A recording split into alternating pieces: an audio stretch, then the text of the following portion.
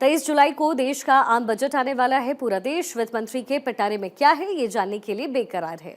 किसकी जेब ढीली होगी और कौन फायदे में रहेगा, इसका खुलासा तो वित्त मंत्री का पिटारा खुलने के बाद ही होगा। बजट में क्या है ये अभी तो हम नहीं जानते, लेकिन हाँ, बजट में क्या होना चाहिए ये जानने की कोशिश हमने जरूर की। आपके अपने पसंदीदा चैनल भारत 24 ने ये कोशिश की है। हमारे इस खास शो बजट एडवाइजर में हम हर रोज किसी खास सेक्टर पर बात करेंगे। हमारे एक्सपर्ट्स बताएंगे कि किस सेक्टर को क्या मिलना चाहिए ताकि देश का आर्थिक विकास और तेज रफ्तार से फराटा भर सके। प्रधानमंत्री मोदी ने 2029 तक देश को दुनिया की तीसरी सबसे बड़ी इकोनॉमी बनाने का प्रण लिया है, तो जाहिर है इसके लिए बजट भी दमदार होना चाहिए। तो आपके इस खास शो बजट एडवाइजर के जरिए हमारे विशेषज्ञ अपनी सलाह रखेंगे ताकि ये समझने में आसानी हो कि बजट में होना क्या चाहिए। तो आज हम बात करेंगे किसानों को लेकर के और उनको लेकर के हुए ऐलानों की। किसानों की समस्या को लेकर के सियासत तो खूब होती है, लेकिन इन सबसे इतर किसानों की समस्याएं जस की तस रह जाती हैं। क्या एमएसपी का ऐलान हो जाने भर से किसानों की समस्याएं दूर हो जाती हैं? क्या वाकई एमएसपी पर फसलों की खरीद होती है? क्या किसानों की आय दोगुनी करने की दिशा में सरकार आगे बढ़ सकी है? इन तमाम सवालों के साथ आज हम जानने की कोशिश करेंगे कि खेती किसानी के क्षेत्र में सरकार को बजट में क्या क्या प्रावधान करने चाहिए। तो आइए शुरू करते हैं हमारा खास कार्यक्रम बजट एडवाइजर।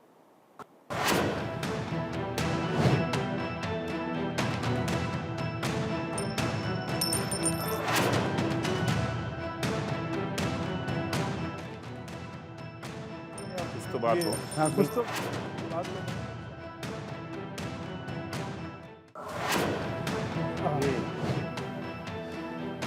देखिए, हमारा देश जो है कृषि प्रधान देश है और देश की आधी से ज़्यादा आबादी आज भी खेती किसानी पर निर्भर है।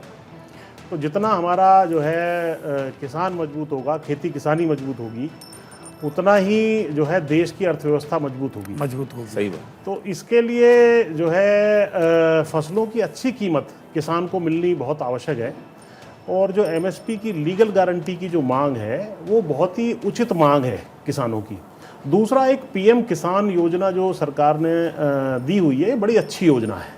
इसमें लेकिन फ़िलहाल 6,000 रुपये प्रति वर्ष किसानों को दिए जाते हैं, लेकिन ये दिसंबर 2018 में इस योजना को शुरू किया गया था और पिछले 5-6 साल के बाद भी इसमें कोई बढ़ोतरी नहीं की गई है। जबकि महंगाई दर यदि आप देखें तो 5-6% एवरेज रही है। इस लिहाज से जो है इसका थोड़ा सा अगर अमाउंट लगभग बढ़ा करके 12,000 के आसपास प्रति किसान कर दिया जाए तो एक अच्छी मदद जो है किसानों को मिल सकती है। इसी तरह के किसान क्रेडिट कार्ड की बात है, इसमें अभी फ़िलहाल 3 लाख रुपए तक की जो है उस पर शॉर्ट टर्म लोन दिया जाता है, क्रॉप लोन। तो हमारा निवेदन है कि इसमें हमारी ज़मीनें जो है 50-60 लाख रुपए की या लगभग 1 करोड़ से ज़्यादा तक की भी जो है आड़ रहती हैं, मोर्गेज रहती हैं, इस राशि को बढ़ा करके 10 लाख रुपए किया जाए और इस पर फ्लैट 4% के आसपास जो है मिलना चाहिए ब्याज। और इसमें एक बहुत महत्वपूर्ण योजना जो इन्होंने बीमे की लागू कर रखी है, जो प्रधानमंत्री फसल बीमा योजना है, उसमें 1.5% से लेकर के 5% तक का प्रीमियम किसानों का काटा जाता है अलग अलग फसलों के लिए, रबी की, खरीफ की और बागवानी फसलों में। और बाकी जो है स्टेट गवर्नमेंट और सेंट्रल गवर्नमेंट देते हैं। तो ये 3 लोग हो गए। अगर तीनों में से किसी एक व्यक्ति का प्रीमियम नहीं पहुंचा तो वो मुआवजा किसानों को नहीं मिलता है। तो इस वजह से क्योंकि बहुत कम प्रीमियम किसानों से लिया जा रहा है, तो हमारा निवेदन है कि सारा प्रीमियम स्टेट गवर्नमेंट और सेंट्रल गवर्नमेंट आपस में बांट करके इसको करें, तो ये एक होगा। इसी तरीके से पिछले कुछ सालों में जो है किसान गलत जो कुछ नीतियाँ हमारी रही हैं या किसानों के समर्थन में नहीं रही हैं, उसके कारण कर्ज में भी डूब गया है। तो कर्जा माफ़ी पर भी सरकार को कहीं ना कहीं देखिए विचार करना होगा। ये बहुत ही महत्वपूर्ण सेक्टर है। तो ये तमाम चीज़ें हैं। और कृषि बजट जो आज की तारीख में हमारा है वो लगभग हमारे टोटल बजट का 3% के आसपास बनता है। इसको थोड़ा सा बढ़ा करके 7-7.5% के आसपास किया जाए। सही बात। आवारा पशु की बहुत बड़ी समस्या है आज देश के अंदर। आवारा पशु के लिए हम केंद्र और प्रदेश सरकार से मांग करते हैं कि जैसे हमारे बीएसएफ काम करती है, बीएसएफ की तर्ज पर एएसएफ का गठन किया जाए। एग्रीकल्चर सिक्योरिटी फोर्स, कृषि सुरक्षा दल, जिसमें युवाओं को रोजगार भी मिलेगा और जो आवारा पशुओं से हमारी फसल लगभग 30-35% नष्ट हो जाती है और कितने किसान फसलों की सुरक्षा में जान से भी गंवा देते हैं, बहुत सारे तो लोग। उसमें एएसएफ बहुत अच्छा काम करेगी। जो पालतू पशु हैं उनमें भी आज बांझपन का बहुत ज़्यादा रोग पैदा हो गया है और इनके पास कोई नस्ल सुधार भी नहीं है। तो उसके लिए लगभग हर 50 किलोमीटर पर मवेशी बड़े अस्पताल बनाए जाएं, ताकि अगर गर्भधारण में भी कहीं जिस समय बच्चा देते हैं उस समय भी कई बार पशुओं को बच्चादानी का मुंह खुलने में परेशानी होती है, ऑपरेशन नहीं हो पाता है, तो इतने बड़े अस्पताल हों जिसमें सारी सुविधा हो, बांझपन का रोग दूर हो, ऐसी दवाई इनको लानी चाहिए, नस्ल सुधार होना चाहिए। और जो आप दूध की बात कर रहे हैं, दूध पे तो गवर्नमेंट को, किसान को पर लीटर बोनस देना चाहिए। तो ये हो गई हमारी आवारा पशु और पालतू पशु के विषय में बात, क्योंकि बांझपन का रोग आज बहुत दूर है। सही बात। इन्होंने एक भारतीय किसान लोक शक्ति ने मांग की थी, जैसे खेतों की खतौनी होती है, घरों की घरौनी बनाई जाती, घरौनी बनी आज गांव में, लेकिन जो गांव हमारे महानगरों के बीच में आ गए वो आज भी गांव हैं, वहाँ इन्होंने घरौनी नहीं बनाया, क्योंकि ये कानून इन्होंने गांव के लिए बनाया और उन गांवों को इन्होंने महानगरों में घोषित कर दिया। तो हम ये कह रहे हैं आप घरौनी नहीं बना सकते तो स्वामित्व योजना के ही तहत जिस प्रकार आपने घरौनी बनाई है उसी प्रकार मकान की मकानी आप बना दें घरौनी की तर्ज पर, ताकि जो महानगरों के अंदर जैसे हमारे यमुना विकास प्राधिकरण है, ग्रेटर नोएडा प्राधिकरण है, नोएडा प्राधिकरण है, उनके अंदर जो गांव पड़ रहे हैं उनको आज मकानों की मकानी बनाने की बहुत बड़ी आवश्यकता है। आप जैसे क्रेडिट कार्ड के उसकी बात कर रहे हैं, किसान के खेती पे लोन की तो इतनी इनकी गलत व्यवस्था है कि पहले तो हमें कोई लोन देते हैं, किसी कृषि एग्रीकल्चर पार्ट पे लोन देते हैं तो ऑथराइज डीलर से हमें खरीदना पड़ता है और ऑथराइज डीलर पहले उसके जोड़े दाम बना देता है। किसी भी डीलर से किसान खरीद सकता है, उसको उसका पैसा मिलना चाहिए।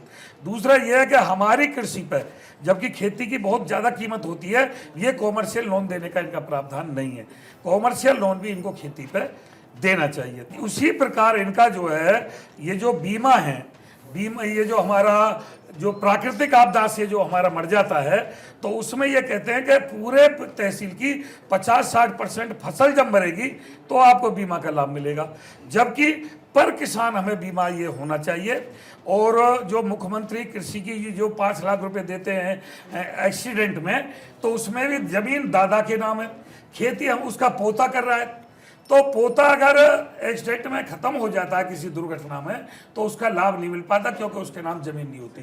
तो पूरे परिवार में, किसान परिवार में खेती करते हुए दुर्घटनाग्रस्त अगर मौत हो जाती है तो परिवार के प्रत्येक सदस्य को उसका लाभ मिलना चाहिए।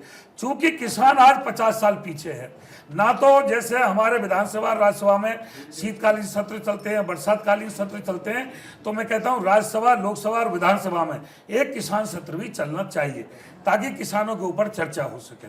यही तो मांग है कि भी हमारी स्वामीनाथन आयोग की जो रिपोर्ट है C2+50 सरकार उसको लागू कर दे और MSP जो है हमारी वो दे दें। किसान सम्मान निधि दे रहे हैं, अगर आप हमारी MSP लागू कर देते हो तो हमें इसकी भी जरूरत नहीं है। खेती के दाम पूरे फसल दाम मिल जाएंगे, इसकी जरूरत नहीं है। लेने की हमें हाँ, क्योंकि अगर MSP हमें मिल जाएगी और उससे हमें जो किसानों का हमें जो लाभ है वो हमें डायरेक्ट मिलने लगेगा। जैसे आप डॉक्टर साहब पुष्पेंद्र जी ने बहुत अच्छी बात कही है, मैं भी इस पर इत्तेफाक रखता हूँ कि जब हमारी जो ये अमूल है ये दूध खरीद रहा है और जो गांवों में जो दूध ही कहते हैं जिन्हें लोकल में, वो 10 से 15 रुपये सस्ता ले रहे हैं। भाई जब हमारी MSP लागू हो जाए कि भाई इतने का रेट सरकार ने इस दूध का खोला है तो गांव में किसान का दूध भी उसी रेट में जाना चाहिए, जिससे किसान को सीधा, क्योंकि नगद रुपया का जो किसान के पास उपाय है वो दूध से ही होता है। उसके घर में अगर नगद रुपया आएगा जो है शक्ति जी, तो वो दूध से ही आएगा, क्योंकि उससे ही वो अपने घर के जो खाना राशन वो लाता है और जो फसल ला के बेच खाता है वो साल में 6 महीने में उसे पैसा मिलता है।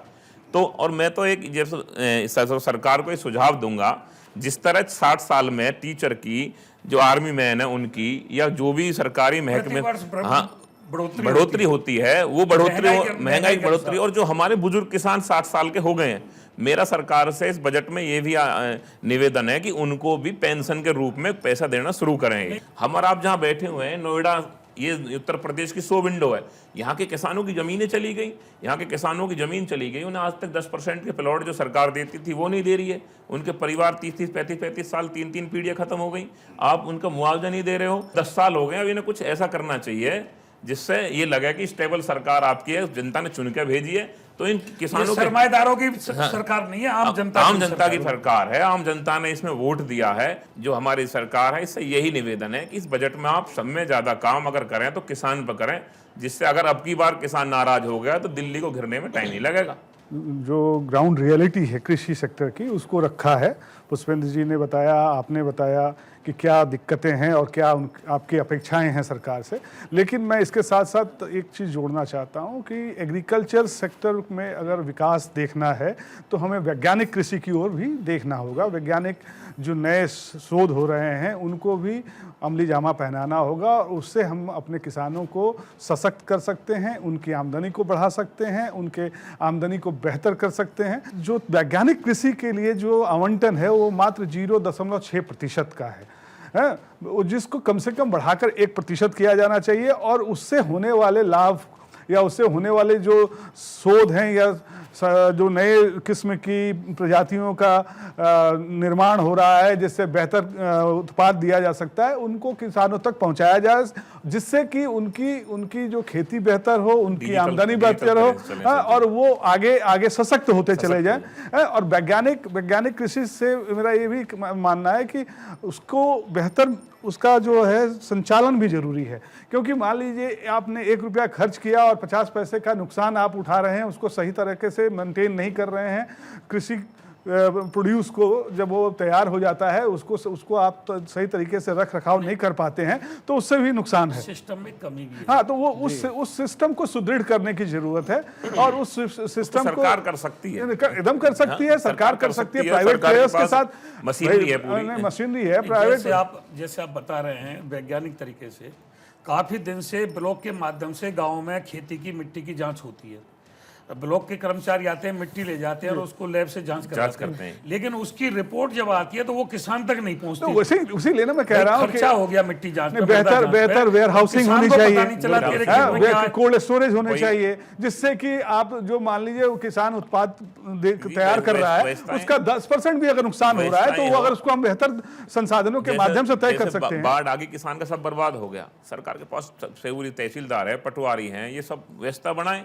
अभी पिछली बार हमने क्या देखा, बाढ़ में चेक आ रहे हैं 13 रुपए का। नहीं, वो सब वही चीजें मैं कह रहा हूं कि आप उनको बेहतर इंफ्रास्ट्रक्चर दीजिए, बेहतर शोध के लिए उसको जो संस्थान है उनको आप अनुदान दीजिए। और दूसरी चीज मैं ये बताना चाह रहा था कि भाई आप जो मार्केट है, जो जहाँ पर किसान अपने प्रोड्यूस को बेचेगा, जो इनाम करके आपने जो एक संगठन तैयार किया, उसमें 1300 साढ़े 1300 के आसपास आपने बाजार ऑनलाइन तैयार किए, तो उनको भी सुदृढ़ कीजिए कि एक प्रदेश का किसान दूसरे प्रदेश में भी अपने उत्पाद को सही मूल्यों पर बेच सकता है। और उस प्रणाली को अगर आप टेक्नोलॉजी के माध्यम से सुदृढ़ करते हैं तो उसका लाभ निश्चित तौर पे जो मार्जिनल किसान है उसको भी मिलेगा। इसके अलावा एक आयात निर्यात नीति में भी हमें सुधार करना होगा। उसे कंसिस्टेंसी चाहिए। जब हमारा माल बाहर महंगा बिक सकता है तो उसी वक्त जो है उसके ऊपर, जैसे प्याज के ऊपर लगाया, गेहूं के ऊपर लगाया, चीनी के ऊपर लगाया, तो एक टैक्स जो है सरकार लगा देती है, प्रतिबंध लगा देती है, वो भी सुधार होना चाहिए, एकदम होना चाहिए। और पेंशन की बात आपने बहुत बेहतरीन की है। इसमें मेरा भी सुझाव है कि 3000 रुपए प्रति माह जो 60 साल से ऊपर किसान है उसको दिए जाएं।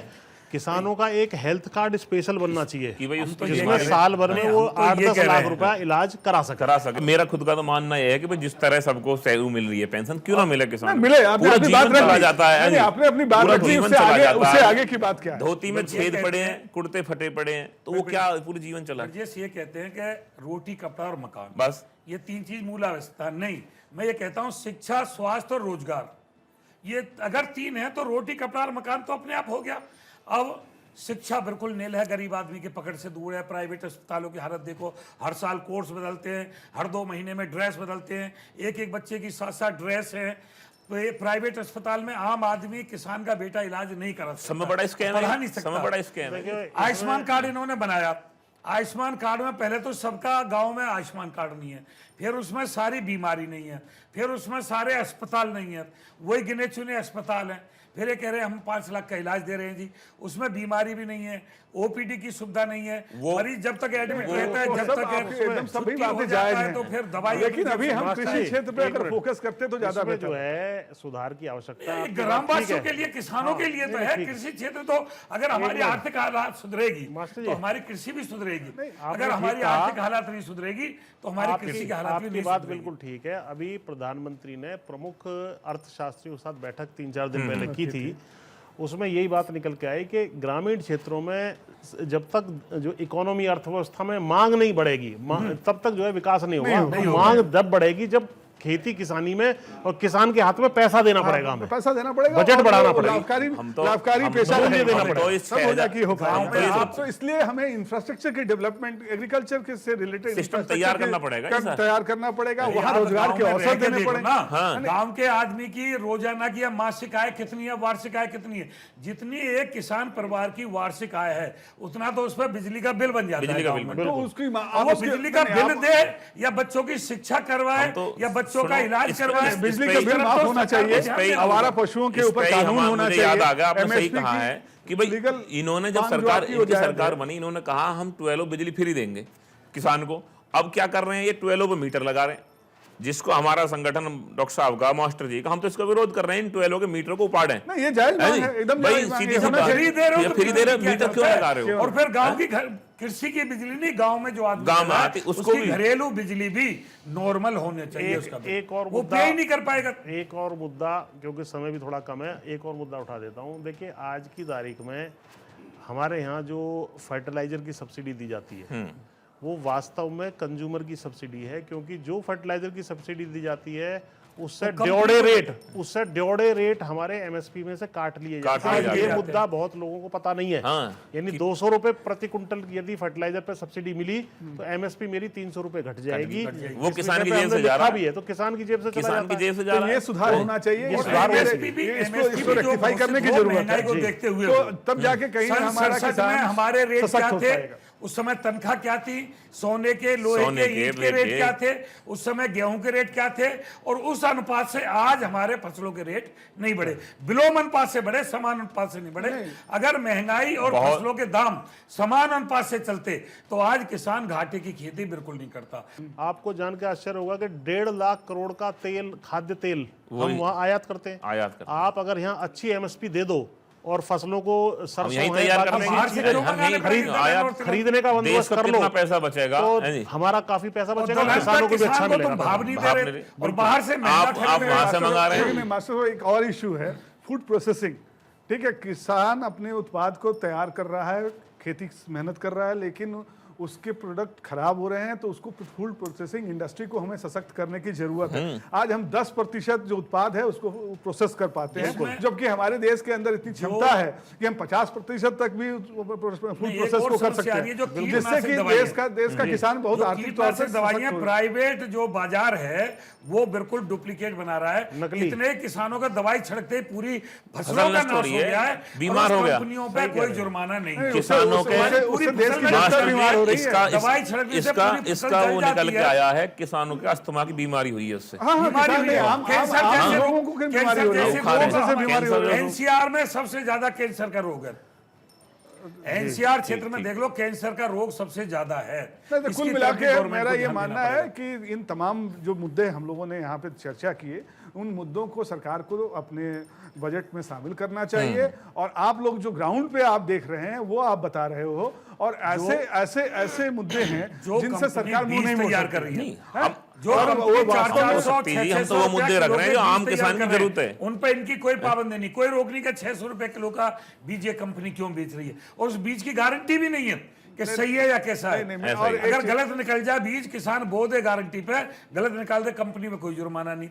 उसने जो कीटनाशक दवाई या कोई भी वो स्प्रे दवाई हमें नकली, दी, सब वो हमारी नकली। फसलों में नुकसान कर दे तो कंपनी पे कोई जुर्माना नहीं है, सारी मार किसान झेलेगा। प्राकृतिक मार किसान झेलेगा, बाढ़ की झेलेगा, सूखा बारिश की ओलावृष्टि झेलेगा। की, और इन कंपनियों की मार भी किसान झेलेगा। खेती ही सहारा देती है उस टाइम पर, जो है जब भी कोई मुसीबत आती है। और देश का पेट भरने का काम भी हम कर रहे हैं। जमीन तो कोई रबड़ की तरह खिंची नहीं है, लेकिन जनसंख्या बढ़ गई है, 140 करोड़ है, और घटी तो उन सबको जो है हम लोग जो है फीड कर रहे हैं। तो इसलिए हम चाहते हैं किसान को कम से कम इतना पैसा मिले कि वो भी अपने बच्चों का भरण पोषण कर सके, अच्छा पढ़ा सके, ताकि सारे देश की इकोनॉमी बढ़े और 2047 तक जो सपना देखा गया है विकसित भारत का, वो पूरा हो सके।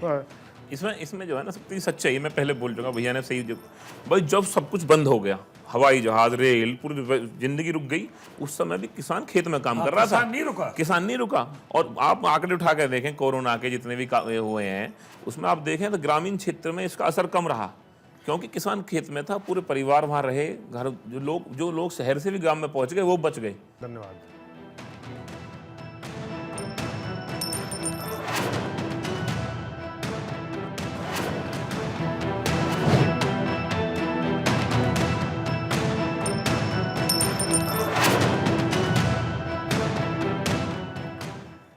तो बजट एडवाइजर्स की सलाह सुनी आपने। कृषि के क्षेत्र में तरक्की करनी है तो कुछ उपाय करने होंगे। भारत 24 के सलाहकारों की चर्चा में कई बातें निकलकर सामने आई, कई मसलों पर काम करने की जरूरत पर जोर दिया गया। अब हम आपको बताते हैं कि बजट एडवाइजर्स की चर्चा में क्या निष्कर्ष निकल करके सामने आया है। आपको ये जल्दी से बता दें, एडवाइजर्स की सलाह है MSP की लीगल गारंटी दे सरकार, किसानों के कर्ज माफ करे, किसान सम्मान निधि को बढ़ाए, 12,000 प्रतिवर्ष हो सम्मान निधि, बुजुर्ग किसानों के पेंशन उन्हें दिए जाने चाहिए, किसान आयोग का गठन हो, संसद में किसान सत्र भी चलाया जाए, आवारा पशुओं से सुरक्षा भी किसानों को दिया जाए। MSP की लीगल गारंटी आखिर क्यों मांगी जा रही है, और अगर सरकार इसे कानूनी जामा पहना देती है तो फिर क्या होगा? चलिए ये समझने की अब कोशिश करते हैं। MSP कानून से क्या फायदा किसान को होने वाला है। सबसे अव्वल, सरकारी खजाने पर बोझ बढ़ जाएगा। इससे तकरीबन 13 लाख करोड़ का बोझ सरकार के ऊपर पड़ेगा। MSP पर अभी नीति है, कानून नहीं है। कानून बना तो MSP बाध्यता सरकार के लिए हो जाएगी। किसान को कानूनी हक लेकिन मिल जाएगा। कम पर खरीद हुई तो किसान आराम से कोर्ट का दरवाजा खटखटा सकते हैं। इसी तरीके से अगर देखा जाए तो अगर किसान सम्मान निधि को बढ़ाया गया तो भी राजस्व पर अतिरिक्त बोझ बढ़ जाएगा। चलिए इसे समझने की अब कोशिश करते हैं डिटेल में। किसान सम्मान निधि का गणित क्या कहता है। 6,000 मिलती है सम्मान निधि, 8,000 पर जोर दिया जा रहा है, 20,000 करोड़ का अतिरिक्त भार हो जाएगा। 12,000 करने पर यह अतिरिक्त भार सरकार पर पड़ेगा। 60,000 करोड़ का अतिरिक्त भार भी सरकार को फिर उठाना पड़ जाएगा। तो ये जरूरी है, लेकिन आने वाले दिनों में देखते हैं बजट में जो पेश होगा और क्या कुछ लाभ हम लोगों को या फिर जो देश की जनता है उनको मिलता है।